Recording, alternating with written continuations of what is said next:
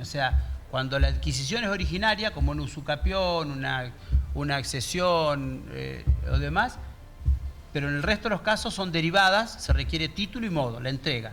Y no se olviden que es tan importante la entrega como el título. No importa que sea primero una, después la otra, y que lo que importa, siempre les repito lo mismo, es lo que pasa en la realidad.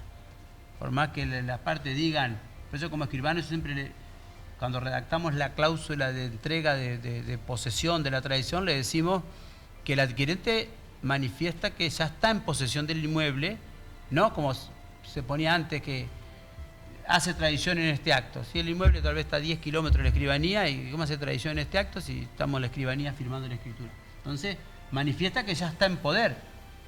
Pero por el costadito le preguntamos al adquirente, ¿usted está en poder?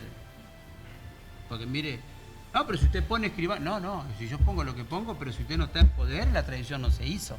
Porque lo que importa es la entrega. Eso hay que tener en cuenta siempre.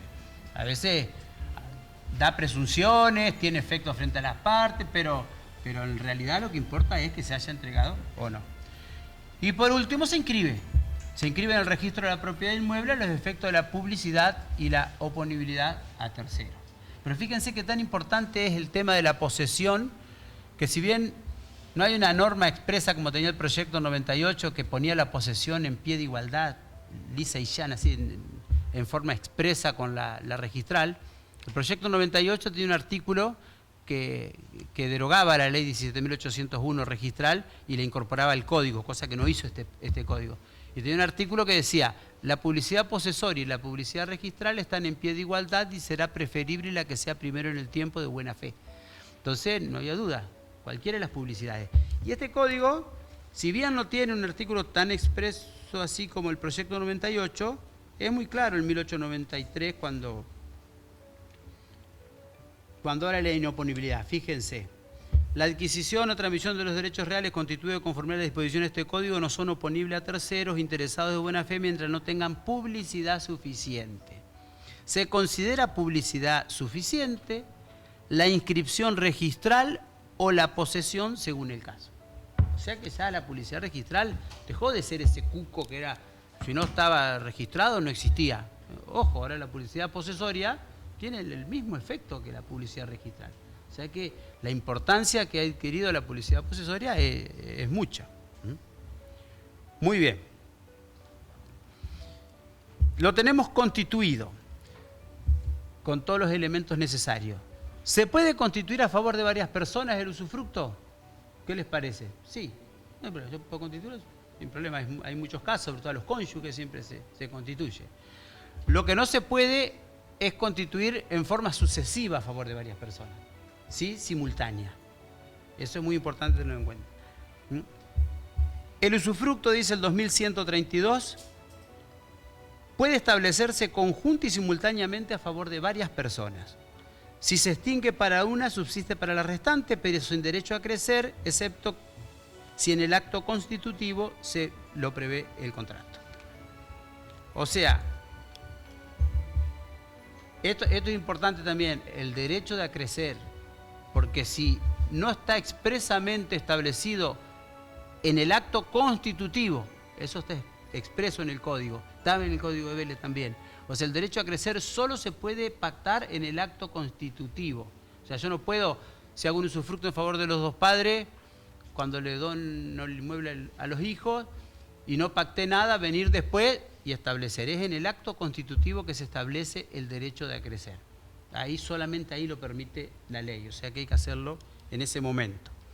Porque si no, y eso ha traído montones de dolores de cabeza, fallece uno de los titulares, esa porción de usufructo revierte en el nudo propietario.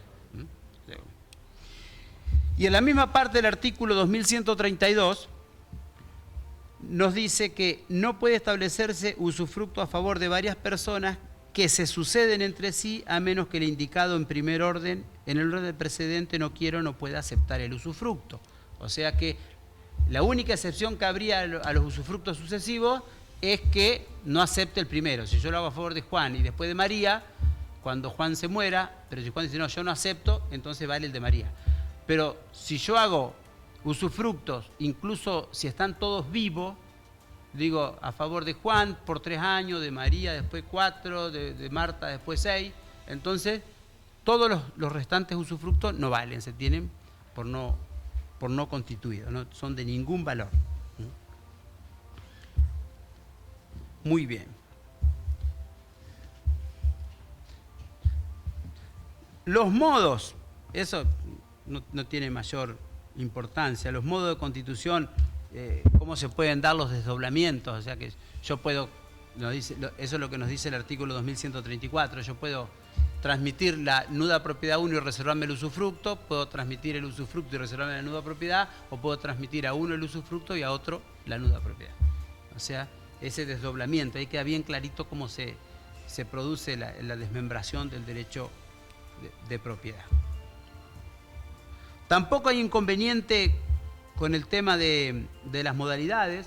Las modalidades de las obligaciones son la condición, el plazo y el cargo. O sea, eso se puede constituir con cualquier tipo de modalidad. O sea, no hay ningún, salvo la condición suspensiva, después no hay otra restricción. O sea, yo puedo constituirlo bajo condición resolutoria, bajo plazo resolutoria, bajo todas las modalidades, salvo una condición suspensiva que es para el nacimiento. Yo no podría constituir un usufructo, decir, bueno, yo constituyo un usufructo si pasa tal hecho incierto futuro. Si se cumple tal condición, ahí te lo constituyo. Eso está prohibido, no tiene valor el usufructo. O sea, no es que se considere como que vale el usufructo, directamente no vale nada, o sea que eso no se puede hacer. Salvo que sea en un testamento y la condición se cumpla antes de la muerte del causante. Por ejemplo, yo digo, bueno, constituyo un usufructo con un testamento a favor de mi sobrino sobre la casa de tal y tal, si se cumple la condición que se reciba de médico. Si esa condición se cumple antes que yo muera, como dice el código, antes de la muerte, ¿ve? Cuando el testamento subordina el usufructo a una condición o plazo suspensivo para que nazca, la constitución solo es válida si se cumple antes del fallecimiento del testador. Entonces, como el testamento es un acto mortis causa que solamente tiene efectos después de la muerte, resultó ser que cuando se muere el causante ya no estaba sujeto a condición. Esta es una curiosidad nomás. Vélez Sarsfield, en lugar de antes, le había puesto después. Porque ahí deben ser uno de los pocos errores que ha tenido Freitas, es el jurista brasileño que hizo el esbozo y la consolidación de las leyes que sirvió de base para el Código de Vélez. Es uno de los pocos errores que ha tenido cuando copió. Él lo trajo del Código chileno esto y copió mal. Por la traducción, en lugar de poner antes, puso después. Y Vélez, ya cansado a esta altura de transcribir cosas, le copió igual. Y entonces era incoherente el artículo, como que se cumpla después de la muerte no tendría sentido. Entonces, ahora se corrigió por eso.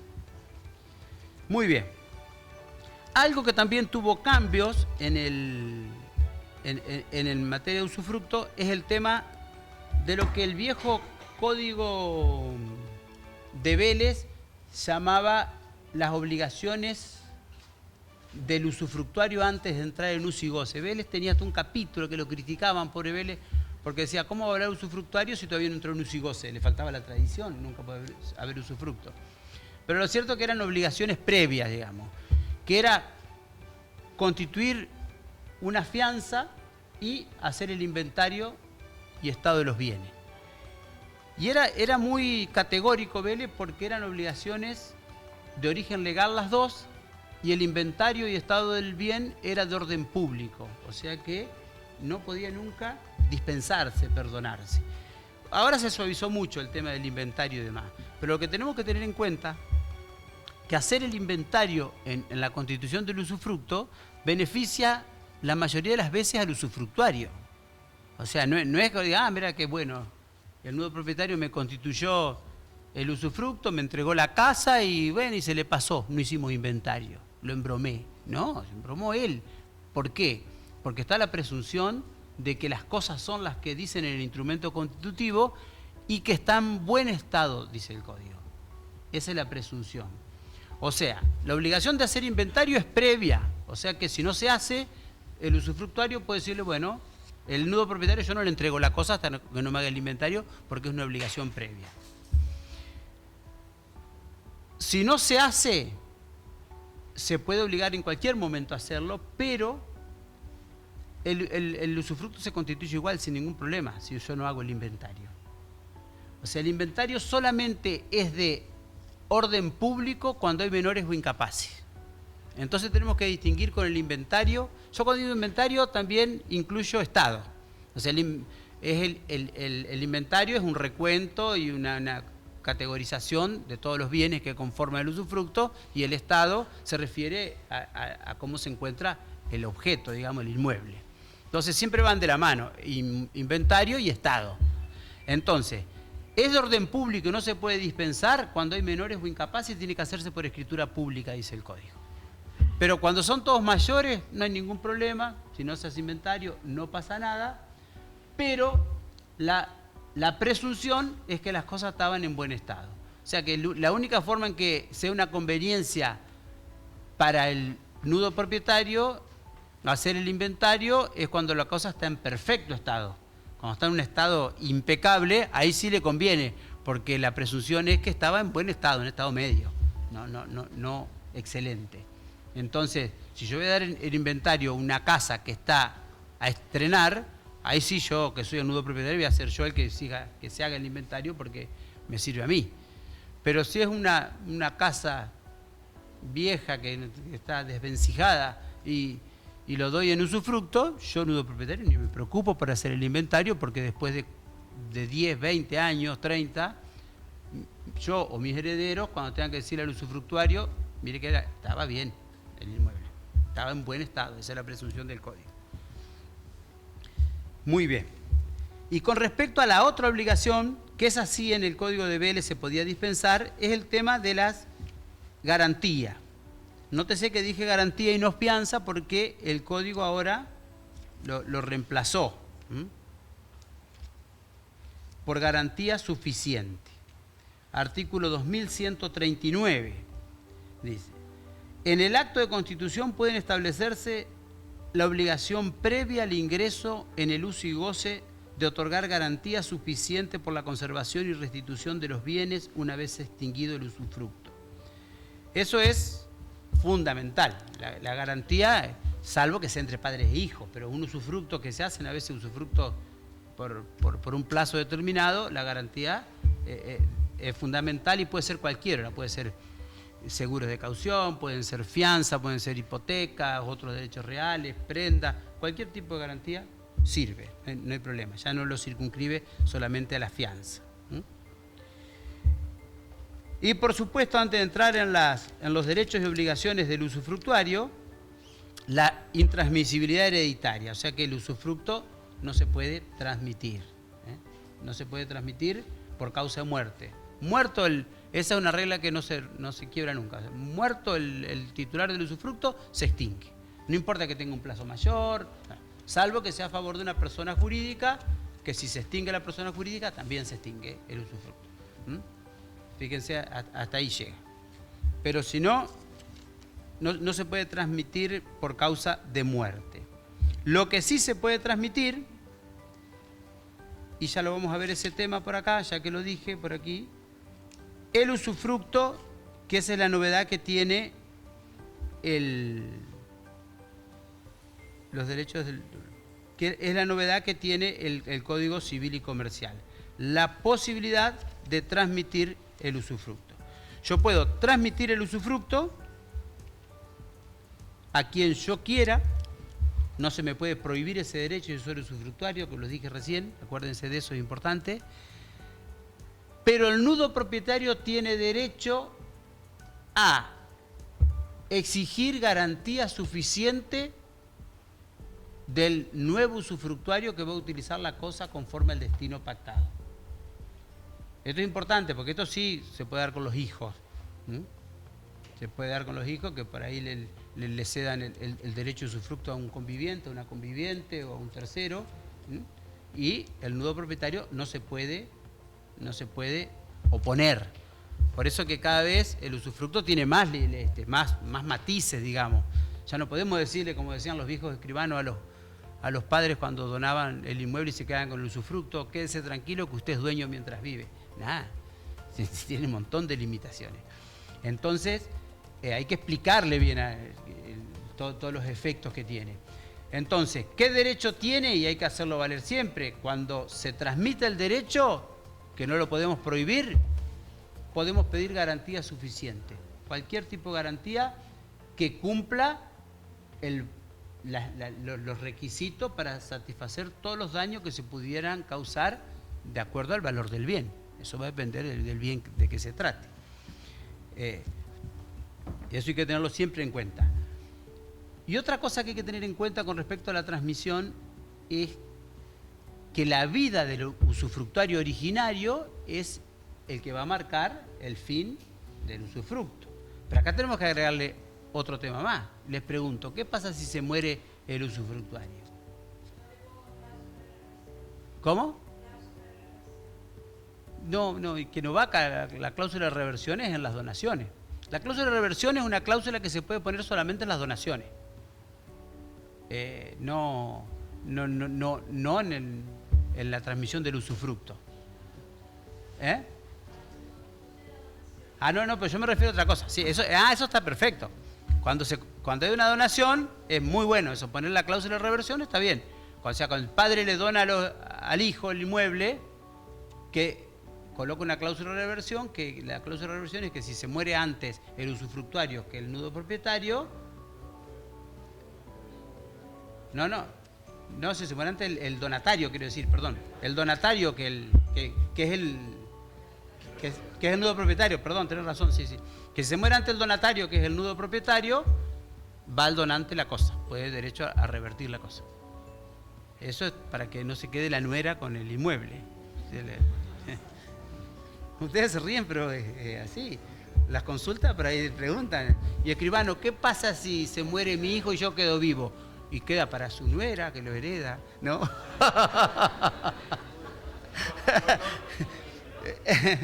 Empieza. ¿Cómo? Ah, claro. Si no se cumple el fin específico, sí. Ese es un incumplimiento de los cargos. Pero no se olviden que los cargos y todo ahora están limitados a 10 años en el Código Nuevo. Antes era... incluso los cargos propiamente dicho, un tema que quedó medio en la nebulosa ese. Porque antes no dice nada en la parte de las donaciones el código. Pero ahora todo el dominio imperfecto, cuando es con causa de revocación, cuando trata el dominio imperfecto del código, dice que tiene una validez de 10 años. O sea que... y que a los 10 años queda perfeccionado el derecho. Desaparece la causal. Entonces hay que tener en cuenta eso.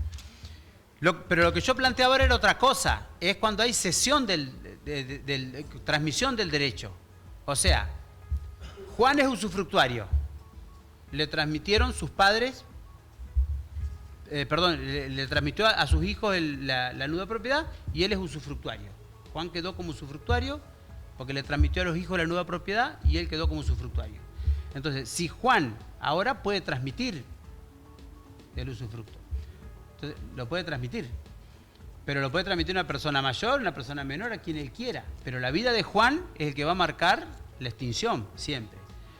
Pero la pregunta acá, que ¿qué pasa si Juan sigue viviendo, que es el usufructuario originario, y se muere el usufructuario nuevo? ¿Se extingue o vuelve a Juan? No, se extingue. Sí, se extingue. Siempre la vida del originario marca, pero cuando hay una transmisión del derecho, él ya se desprendió y ya la doctrina en forma prácticamente unánime dice que no. El código no da una norma expresa, pero ya en forma unánime todos dicen que se extingue el usufructo, porque él ya se desprendió del derecho.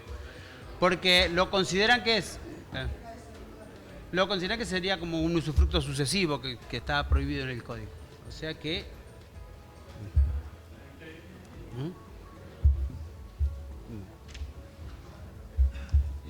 Sí, pregunte. Bueno, en primer lugar, por eso yo les decía hoy al principio que más con esta posibilidad de transmitir el derecho, siempre es conveniente poner buenas garantías al inicio. salvo que sea entre padres o hijos y haya confianza. Pero si entre terceros y demás, siempre la garantía conviene ponerla al inicio, porque en este caso puede ser que te enterés cuando el inmueble ya está destrozado. Entonces, pero tenés derecho a exigirla ni bien te enterás, las garantías y el apercibimiento que hay es la extinción.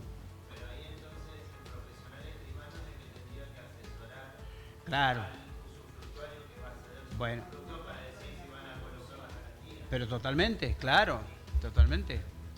Es más, y hasta el escribano tiene que decirle al que va a ceder, mire, tiene que notificar. Es más, y algún escribano tendría hasta el derecho de decir, bueno, yo quiero un momento que para hacer valer su derecho sería una buena práctica que el escribano diga, no, que venga el nudo propietario, no para permitir y nada porque no puede oponerse, pero sí puede hacer valer su derecho a las garantías.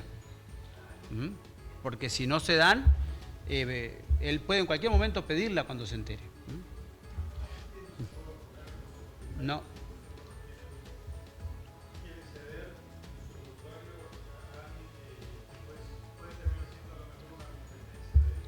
Sí, sí, no, no. Por más que esté pactado la prohibición. Porque se considera como una cláusula las cláusulas de no enajenabilidad, que no se puede no prohibir. No se puede prohibir, la transmisión de los bienes. Y esto incluso se dijo en la jornada en forma unánime de derecho civil por todos los profesores, porque no está en el código expreso, pero ya hay unanimidad que no se... ¿A qué? Sí, sí. Fecha de... Vos podés poner la fecha que vos quieras. Incluso el usufructo no es como la locación que tiene plazos máximos y mínimos. Vos podés poner el que vos quieras. Si querés podés ponerle un mes, un año, 10, 5. El único plazo máximo que tenés es la vida del usufructuario y 50 años si es una persona jurídica, el titular del usufructo. Son los dos únicos plazos que están vigentes hasta ahora. Muy bien, seguimos.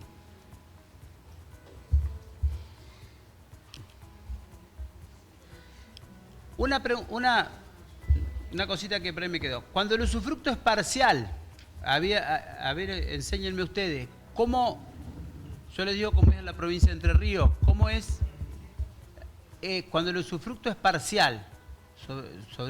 Tenemos un inmueble, tenemos 20, 30 hectáreas y damos un usufructo de 10 hectáreas.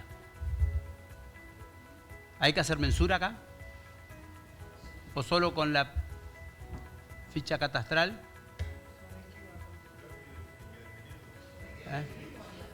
Por eso, pero no hay transmisión de propiedad. O sea, en Entre Ríos no es una mensura propiamente dicha, sino que es una variante de la ficha de catastro. O sea, de la ficha catastral, el certificado que hacemos de la ley catastral. Es un plano que no modifica el estado parcelario. Porque acá antes eran muy laxos para hacerlo en Santa Fe. No sé si sigue igual. Bueno, yo sostengo que tendría que hacerse un plano parecido al derecho a la superficie cuando no ocupa todo el inmueble. Y no modifica, claro, porque no hay división del inmueble. Pero sí necesariamente tengo que hacer un plano para ver cómo... O una ficha donde me indique bien los límites y linderos. Lo mismo que en la servidumbre, acá ya después lo vamos a ver, que es parecido. Muy bien.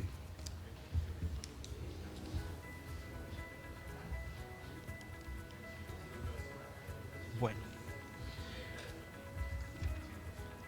Vamos a ir porque se nos va yendo muy tarde, ¿no? Para el tema de servidumbre también vamos a...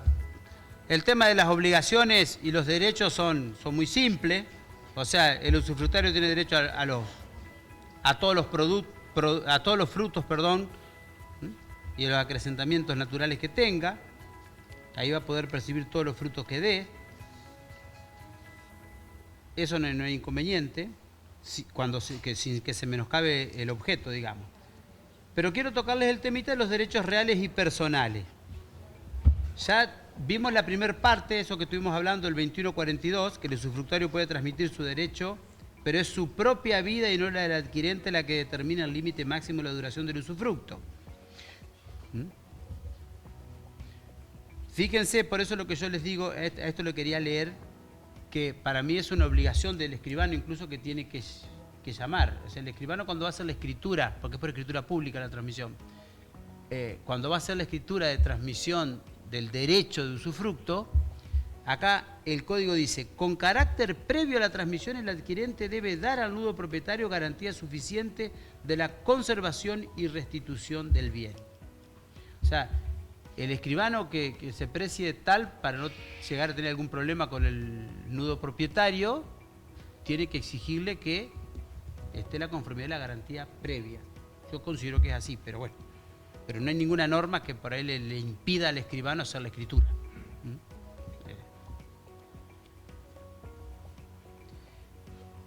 El usufructuario, esa es la última parte de la norma, puede constituir derechos reales de servidumbre y anticresis, uso y habitación y los derechos personales de uso y goce. En ninguno de estos casos el usufructuario se exime de la responsabilidad frente al nudo propietario. O sea, fíjense todo lo que puede hacer el usufructuario. Puede constituir servidumbre, anticresis, uso, habitación y derechos personales, cualquier derecho personal. Puede alquilar la cosa, arrendar la cosa, no tiene ningún tipo de limitación, pero siempre va a seguir respondiendo él y todos esos derechos reales o personales y demás que constituya se van a extinguir cuando muera. E incluso ahí tenemos una excepción al plazo mínimo de las locaciones, que es de 1 año. Eso es un tema por ahí que está bueno para verlo, porque las locaciones tienen plazo mínimo de 2 años. Ahora hay una modificación, querían a 3. Bueno, pero si el que constituye es un usufructuario, que es el que tiene que constituir, ahí es una forma de un atajo para que se pueda hacer por menos tiempo, porque la ley dice que se termine el usufructo y se extinguen los derechos personales. Muy bien. Obviamente los impuestos a cargo del usufructuario, salvo las mejoras extraordinarias y demás, y con respecto a los derechos del nudo propietario, obviamente que conserva la disposición jurídica y material de la cosa. La material en el sentido que no perjudique nunca al usufructuario. Y jurídica la puede vender, la puede hipotecar, la puede gravar, puede hacer lo que sea sin menoscabar el derecho del usufructuario. Y antes de entrar, 2 palabras del uso, pero voy a decir primero los modos de extinción, que ya lo hemos dicho. ¿Cómo se extingue el usufructo? Aparte de todos los medios de extinción de los derechos reales en general, ¿no es cierto? Acá están los específicos. La muerte del usufructuario, aunque no se haya cumplido el plazo. La extinción de la persona jurídica, si no se pactó duración, se extingue a los 50 años. El no uso por persona alguna durante 10 años, esto ya estaba en el Código de Vélez. El desuso involuntario no impide la extinción ni autoriza extender la duración del usufructo. Y el uso abusivo y la alteración de la sustancia comprobadas judicialmente. Todas son causales típicas de la extinción del usufructo. El no uso, que es una figura no muy utilizada porque la gente lo desconoce, pero ¿cuántos usufructuarios hay que no hacen uso del objeto? Y es más, hay algunos autores de la talla de Alterini y por demás que dicen que es un plazo de caducidad, no de prescripción, que se cumpliría de pleno derecho y se extinguiría, si se demuestra que no se utilizó por más de 10 años el objeto. Muy bien. El uso, que tenemos nada más que 4 artículos, que es un derecho que no tiene mucha aplicación porque pero es útil. Si lo conocemos cómo funciona, es un derecho que se puede utilizar porque tiene muchas más limitaciones que el usufructo. Entonces eso hay que tener en cuenta. Si por ahí alguno de ustedes está pensando en donar la nuda propiedad, reservarse el usufructo y demás, o constituir un usufructo, por ahí piensen en el uso. El uso es muy importante. Es un derecho que también otorga la facultad de usar y gozar de un objeto, de un bien, derecho o cosa ajena, pero que está limitado en cuanto a la extensión del uso, del aprovechamiento que uno pueda sacarle. Ya no es como el Código de Vélez. El Código de Vélez, cuando regulaba el uso, era muy complicado porque lo circunscribía a todas las necesidades del usuario, de la familia, y era muy complejo. Y es más, era el único concepto de familia que teníamos en el Código Civil de Vélez, estaba en el derecho de uso. Ahora el uso es muy sencillo, es un derecho de categoría menor que el usufructo, pero es un derecho real, con todas las características de los derechos reales, con la oponibilidad erga omnes, con todos los mismos atributos de los derechos reales en general. Pero tiene un rango inferior y eso se denota en las facultades que otorga este derecho. Dice el 2154, el derecho real de uso. El uso es el derecho real que se consiste en usar y gozar de una cosa ajena, su parte material o indivisa, en la extensión y con los límites establecidos en el título, sin alterar su sustancia. Si el título no establece la extensión del uso y goce, se entiende que se constituyó un usufructo. O sea que para que sea uso, yo tengo que poner el instrumento constitutivo, como no tenemos más esa pauta de la familia, de las necesidades y demás, ahora para que sea uso yo tengo que decir que constituye un derecho real de uso y tengo que colocar en el instrumento constitutivo hasta dónde llega el aprovechamiento. Ejemplo, yo tengo un campo de 1000 hectáreas, yo puedo darlo en usufructo o en uso. Si lo doy en usufructo, todo lo que produzcan esas 1000 hectáreas va a ser para usufructuario. Pero yo puedo decir, bueno, yo le doy en uso el campo de las 1000 hectáreas, pero usted va a aprovechar solamente lo que produzcan 100 hectáreas. El resto es para mí. Eso es un derecho real de uso. Yo poseo todo el inmueble, pero lo que puedo percibir es solamente eso. El uso de nuestra... Ahí tienen otra diferencia. Por eso les decía que hay que saber bien cómo funciona la figura para poder utilizar una u otra. A veces conviene utilizar el uso. No solo no es eso.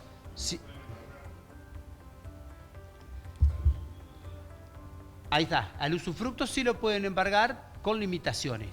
Con limitaciones y al uso solamente en lo que exceda las necesidades del usuario. Si el uso tiene un contenido muy amplio, en ese exceso se puede embargar. Fíjese que lo dice por acá el código. Los frutos no pueden ser embargados, dice el 2157, por los acreedores cuando el uso de estos se limita a las necesidades del usuario y de la familia. Y en el usufructo, el 2144 dice, si el acreedor del usufructuario ejecuta el derecho de usufructo, el adquirente del usufructo debe dar garantía suficiente al nudo propietario de la conservación y restitución de los bienes. Ve, así como en la transmisión del derecho del usufructo por actos de entrevivo era responsabilidad del escribano, en mi punto de vista, no hacer la escritura si no se dan las garantías, acá va a ser del juez. Cuando remata un usufructo le decís, bueno, previamente acredite que a satisfacción del nudo propietario, ese usufructo que usted compró en el remate, usted dio las garantías necesarias. O sea que si algún día ustedes van a ver, porque se van a salir ya, que se rematan usufructos, entonces sepan que van a tener que dar las garantías en el juzgado antes que el juez los ponga en posesión del bien. Muy bien. Por último, la otra limitación que tiene el usuario es que no puede constituir derechos reales, solamente derechos personales. Entonces es un derecho mucho más limitado, pero que tiene, como lo decía él muy bien recién, tiene mucha aplicación. Por ejemplo, hay veces que yo tengo miedo que le embarguen a quien yo lo constituyo en usufructuario, le doy el uso y listo. Y la habitación, por último, de estos derechos, el derecho real de habitación es menor que el uso, incluso. ¿Por qué? Porque el objeto ya no va a ser cualquier cosa como en el uso, sino que solamente va a ser un inmueble para habitar, y el derecho consiste en morar en el inmueble ajeno construido o parte material de él sin alterar la sustancia. Y el derecho real de habitación solo puede constituirse a favor de persona humana. En eso es igual que el uso, esa es otra diferencia. El uso también se puede constituir solamente a favor de persona humana, no de persona jurídica. El uso y la habitación. El usufructo, sí, persona humana o jurídica. Entonces, el derecho a habitación consiste solamente en habitar el inmueble, no se puede embargar, porque si es para habitarlo tiene carácter habitacional, alimentario, los mismos principios, no se puede embargar por los acreedores y no puede constituir ningún tipo de derecho, ni reales ni personales el habitador.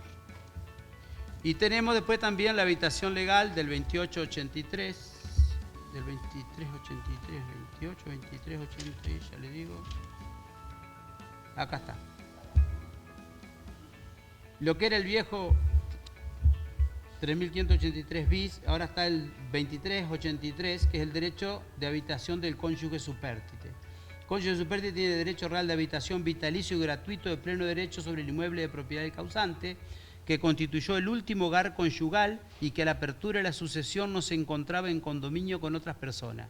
Este derecho es inoponible a los acreedores del causante. Con algunos cambios del viejo derecho de habitación viudal que había antes, pero sigue siendo en esencia lo mismo. O sea, el cónyuge supérstite tiene derecho de habitación real, gratuita, vitalicia. Y lo importante que, a diferencia del viejo régimen, ahora es de pleno derecho. ¿Qué quiere decir? Que ahora no era como en el código anterior, que vos tenías que pedirlo en una etapa procesal determinada. Si llegaba el momento de la partición y no les había pedido, ya no podía pedirse más. ¿Cuántos cónyuges supérstites tuvieron que rematar el inmueble y demás porque no llegaron a tiempo a pedirlo? Ahora es de pleno derecho. O sea que si se dan los requisitos, de pleno derecho el cónyuge lo puede en cualquier momento alegar porque la ley se lo da. Y el otro derecho de habitación está en la convivencia, 527, atribución de la vivienda en caso de muerte a uno de los convivientes. O sea, el conviviente supérstite que carece de vivienda propia, habitable o de bienes suficientes que aseguren el acceso a esta, puede invocar el derecho real de habitación gratuito por el plazo máximo de 2 años sobre el inmueble de propiedad del causante, que constituyó el último hogar familiar y que a la apertura de la sucesión no se encontraba en condominio con otras personas. Sabemos los 3 primeros derechos reales de uso, aprovechamiento, usufructo, uso, habitación. Y ahora vamos a ver a un derecho que, si bien parecería que tiene un contenido menor, en algunos casos no es tan así, que es el derecho real de servidumbre. Es un derecho que ya se conoce de antaño, ya estaba regulado por demás en el Código de Vélez, se bajaron más de 100 artículos en el Código Civil y Comercial, y es un derecho real que me permite ejercer algunas facultades o algunos actos materiales sobre el inmueble sirviente. Este derecho real